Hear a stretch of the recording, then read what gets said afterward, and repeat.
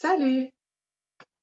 Aujourd'hui, je vais faire une première capsule informative sur des poses de yoga. J'ai envie de faire sur quelques poses de base.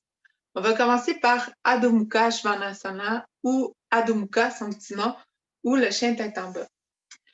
La raison pour laquelle je commence avec celle-là, c'est que c'est une pose que j'aime vraiment beaucoup, qui prend beaucoup de temps à être apprivoisée, qui a certains enjeux au niveau de la structure de la pose, comment ne pas se blesser, qui peut être quand même assez inconfortable la première fois qu'on le fait. Je me rappelle encore de ma première fois que j'ai fait cette pose-là. Mais qui, somme toute, malgré tout ce que je viens de dire, apparaît très simple. Fait que c'est une pose qui est tout le temps dans les cours de yoga. On l'applique dans tous les cours de yoga, peu importe le niveau de si c'est flow ou pas, si c'est intense ou pas. Fait qu'elle est tout le temps là, cette pose-là. Et j'aimerais prendre quelques minutes pour vous donner vraiment plein d'instructions sur comment rentrer dans la pause, quoi faire attention, puis où aller jouer pour aller s'ajuster et aller chercher les bienfaits de cette pause. Fait que je vais commencer, je vais aller m'installer dedans, puis après ça, je vais vous parler du reste. Fait que sans trop vous expliquer, je vais vous montrer, si vous ne savez pas c'est laquelle, Adho Mukha, c'est celle-là. Adho Mukha, vous voyez bien. Ouais. Fait qu'on est comme en étiage, je vais avancer un peu. On allonge ici l'arrière des jambes, on allonge les bras, il y a de la place pour ma tête.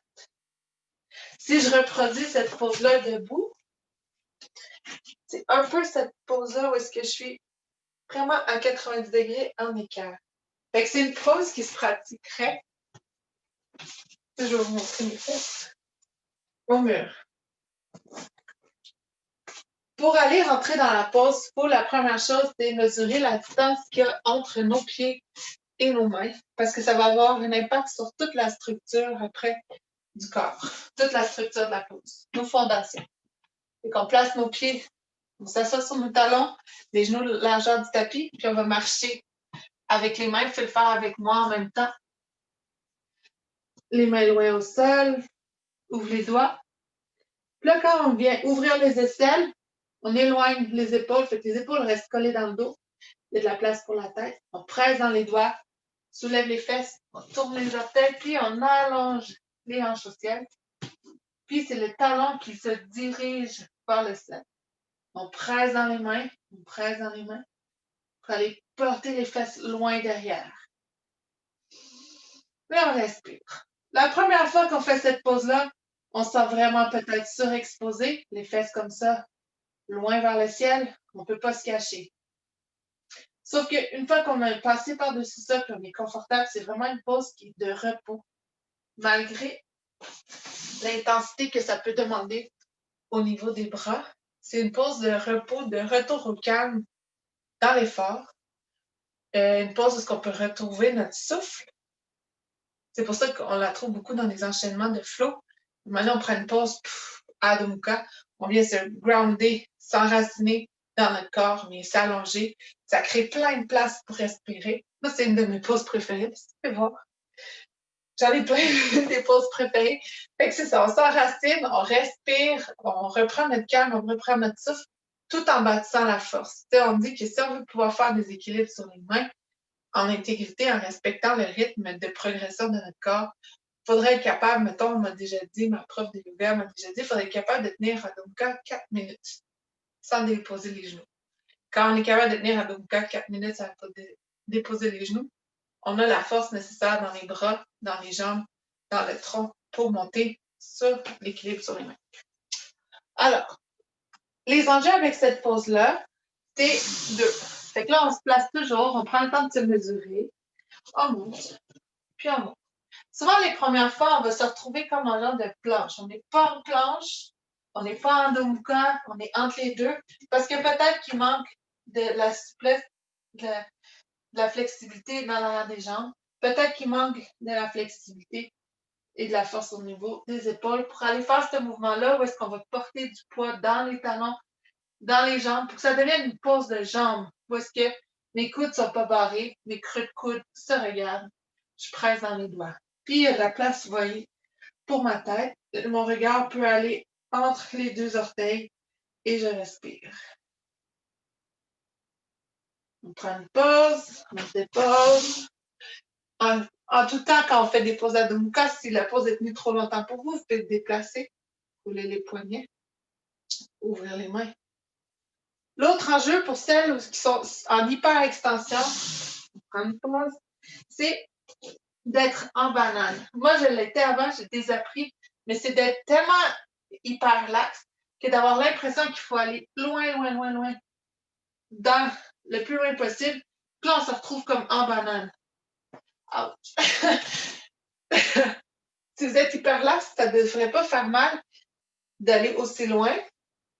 Ça va juste faire qu'à la longue, vous allez peut-être vous user. Ça va peut-être finir par créer des douleurs au niveau des épaules, au niveau des poignets. Puis vous n'allez pas être dans le... Si vous êtes à côté dans vos articulations, vous n'êtes pas dans vos muscles, puis vous ne bâtissez pas autant la force de vos bras. Puis à la longue, ça use. Pour les gens qui sont hyper laxes, quand moi je vais les ajuster en cours, il va falloir que j'ai, mettons, si vous êtes hyper laxe, vous êtes trop par là, je vous amène un peu plus par en avant. Puis souvent, ce qu'on me dit, c'est t'es sûr, j'ai pas les bras pliés. Fait que si vous avez tendance à être hyper laxe, laissez-vous aller un petit peu en avant et allez chercher cette impression-là que les coudes sont pliés, les épaules sont pliées. Normalement, c'est là que vous allez être droite. Souvent, quand on commence, les talons sont hauts. Ce qu'on veut, c'est éventuellement approcher les talons au sol sans déposer les fesses, sans baisser la hauteur des fesses. Adho Mukha Svanasana. Et que là, il s'en vient vraiment chercher de la longueur dans le tronc. Et on dépose. Dans Shavasana, je vais vous montrer pour terminer quelques mouvements qu'on peut aller faire pour aller chercher plus de jeu dans la pause, puis plus d'allongement, pour aller jouer dedans, puis aller découvrir de nouvelles choses, puis ça sera pour aujourd'hui. Donc, on se replace. Pressez dans les mains, tournez les orteils. Hanches au ciel. Puis là, si vous voyez, c'est mes hanches qui déroulent, les talons qui viennent se poser au sol. Puis là, je pourrais faire des petits mouvements comme du vélo. Ouais. Je pourrais aller. Ça, c'est plus. Si vous avez la force dans les bras, faire des comme à 3 pattes, monter une jambe à la fois. On va aller allonger. Puis souvent, c'est de là qu'on part pour aller faire plein de pauses. Et pour le moment, Adho Mukha Svanasana, une pause complète en soi. S'assurer de presser dans tous les doigts pour aller dégager un petit peu le poids dans les poignets. Les cuisses sont fortes. Les bras sont forts. On éloigne les épaules des oreilles. Les omoplates sont larges, larges, larges. Le ventre est souple. Les jambes pleines de tonus. Les talons se dirigent au sol. Et c'est l'arrière des jambes qui s'éloigne. Là, je presse dans mes mains. Je vais porter mes fesses au ciel. Presse dans mes mains. Fait qu'on est tout le temps en train de s'adapter dans Adho Mukha. On est tout le temps en train d'ajuster des micro-muscles. Répondre comme j'ajuste mes mains, je place mes hanches. Je place mes hanches, je place mes jambes. Je place mes jambes, je place mes mains, etc., etc.